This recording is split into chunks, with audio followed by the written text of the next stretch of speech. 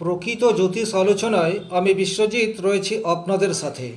জ্যোতিষ বিনোদনমূলক অনুষ্ঠান নয়, তাই ভিডিওটি দেখতে আপনার ভালো লাগবে না সেটা আমি জানি, কিন্তু আপনি যদি প্রচুর সমস্যার মধ্যে রয়েছেন অথবা আপনার মনের মধ্যে যদি বড় হওয়ার তীব্র আকাঙ্ক্ষা রয়েছে, সেক্ষেত্রে এই ভিডিওটি আপনি কমপ্লিটলি দেখতে পারবেন।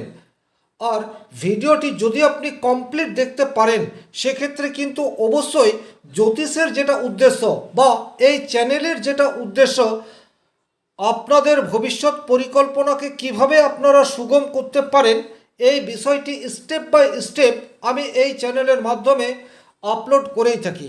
তাই ভিডিওটি কমপ্লিটলি দেখবেন এবং দেখার পর আপনার যদি উপকারী বলে মনে হয়, সেক্ষেত্রে অবশ্যই লাইক করে দেবেন এবং চ্যানেলটিতে নতুন হয়ে থাকলে সাবস্ক্রাইব করে পাশে থাকা অল নোটিফিকেশন বেল আইকনটি প্রেস করে দেবেন।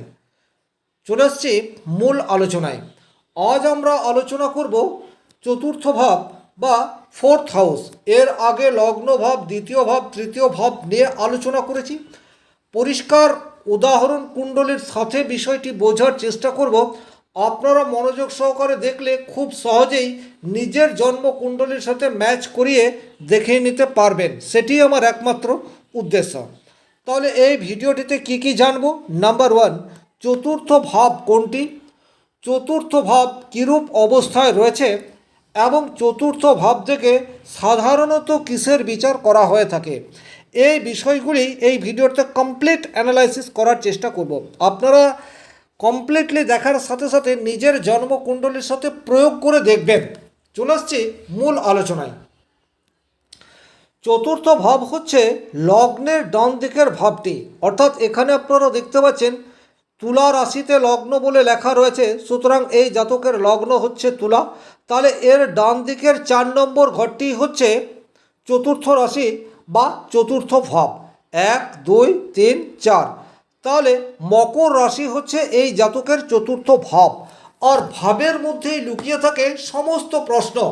একটা মানুষের সারা জীবনে কি কি কর্ম করবে, কোথায় সাকসেস পাবে, কোথায় আনসাকসেস হবে, কি কি সমস্যার সম্মুখীন হবে, তার সমাধানের রাস্তা কোথায় রয়েছে, গাড়ি বাড়ি যা কিছু স্বপ্ন, সেই সমস্ত প্রশ্নের উত্তর এই ভাবকুণ্ডলীর মধ্যেই থাকে।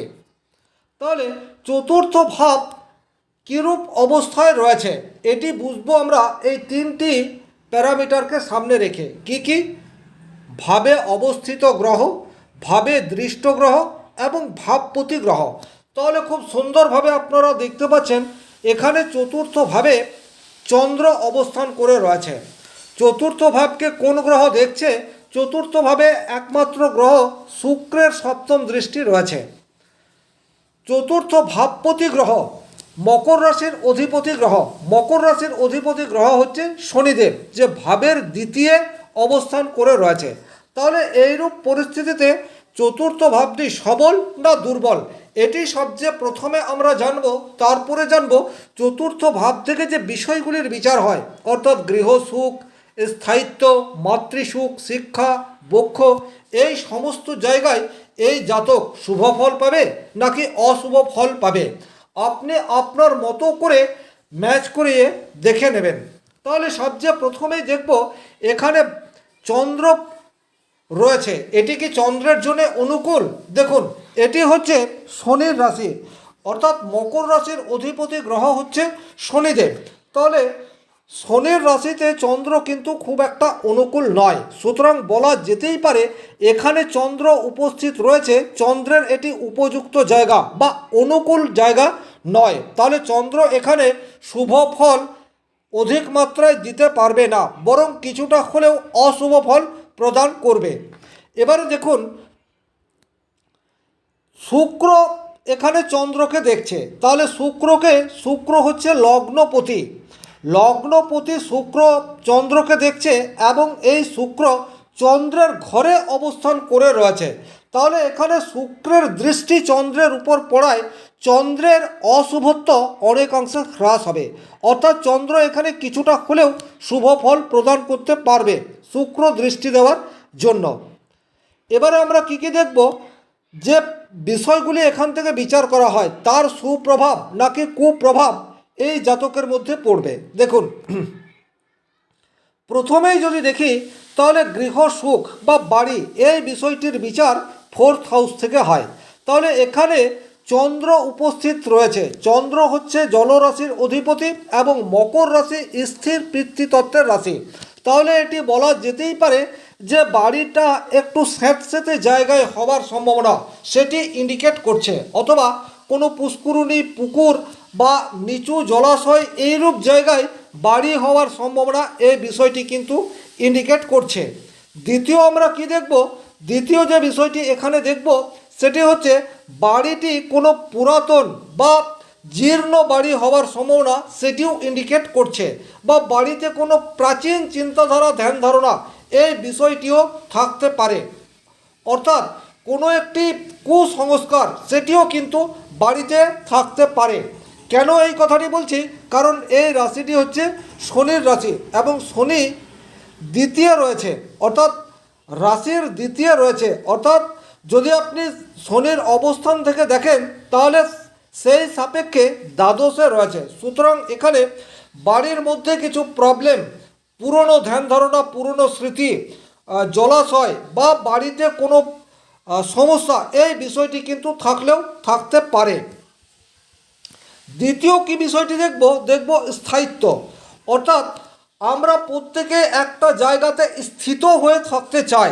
তাহলে এই যে স্থিত হওয়া, অর্থাৎ এক জায়গায় স্টেবিলিটির সাথে অবস্থান, এইরূপ পরিস্থিতিটি কিন্তু এই জাতকের জন্য হচ্ছে না। কারণ চন্দ্র হচ্ছে অত্যন্ত দ্রুতগামী প্ল্যানেট এবং চন্দ্র যে রাশিতে অবস্থান করে রয়েছে এই রাশিটি চন্দ্রের জন্য খুব একটা অনুকূল নয়।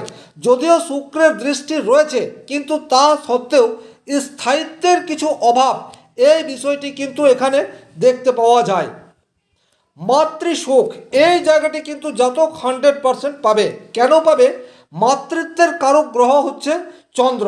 আমরা যদি কালপুরুষের জন্মকুণ্ডলী দেখি তাহলে কালপুরুষের জন্মকুণ্ডলী মেষ থেকে শুরু হয় এবং মেষ থেকে গুনলে চতুর্থ ভাব হয় কর্কট রাশি। কর্কট রাশির অধিপতি গ্রহ হচ্ছে চন্দ্র। তাছাড়া চন্দ্রের মধ্যে রয়েছে মমত্ববোধ, কল্পনা শক্তি, যেগুলি একজন নারীর মধ্যে পরিষ্কার থাকে। তাহলে বলা যেতেই পারে এই জাতক মায়ের কাছ থেকে প্রকৃত সুখ এই বিষয়টি পেতে পারে, নাম্বার 1।